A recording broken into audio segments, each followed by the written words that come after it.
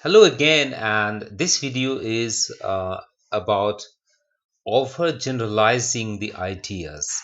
You might find yourself a bit strange. What exactly is this? But let me remind you the remarks on the band descriptor. What does it say? I have described that in the beginning. In the task response part, the official band descriptor states there is a tendency of overgeneralizing this statement. That means if you overgeneralize the statement sometimes, tendency is saying just tendency. In that case, you might get only 7 or less than 7. So why not understand and get rid of this issue and try to look for more than 7 or 7 band scale. Let's try to understand what is it. Overgeneralizing means while writing your opinion or argument, stating your idea in such a way that may not be true for each and everyone. Like, for example, you can say, people here are poor, right? But there might be some wise person as well. So your statement might not be true. You are overgeneralized the thing, right? This is what the meaning is. Let's try to understand it with an example to clarify you, right? Because students these days misbehave with their teachers, there must be a stricter punishment to rectify their conduct. Now, what do you think has been overgeneralized here? Students these days misbehave. It simply means that each and every student of this world are misbehaving these days. So it is like an overgeneralizing the ideas. So this sentence means all students are misbehaving, which is not true. So to avoid overgeneralizing, one should write because some student these days. So you can say some students these days. Now it's true, some students, or because students these days can misbehave. So you're softening your language, right?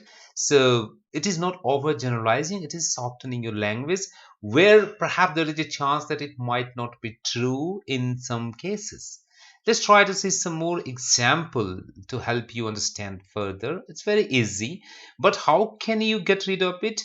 There are simply some linguistic devices. If we use word like may, might, could, can in place of present tense or will, like students misbehave, instead of that, if you can write students might misbehave, could misbehave, can misbehave, or it will have a detrimental effect. It might not be true, so you can say it can have, it might have detrimental effect.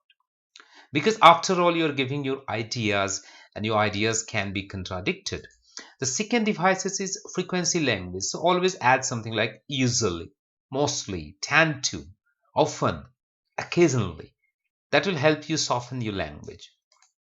Then many, some, a number of, a lot of, majority of, a vast majority of. This can again help you to not be very definitive and overgeneralizing in your statement.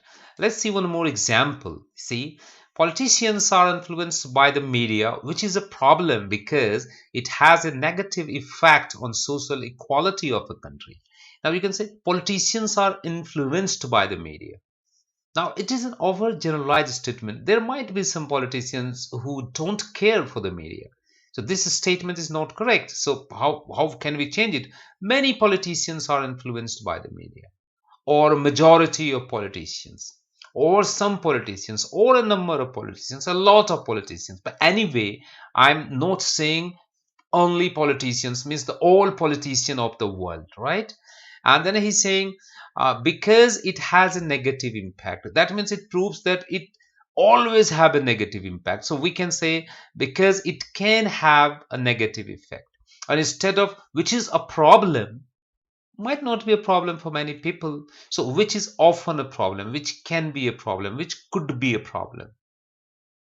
So while revising, when you go through the revision part, you can look for these things, that have you written any overgeneralized statement, because this is what the band scripture says not to do. So be careful about that and don't overgeneralize your statement. So that's all about this video.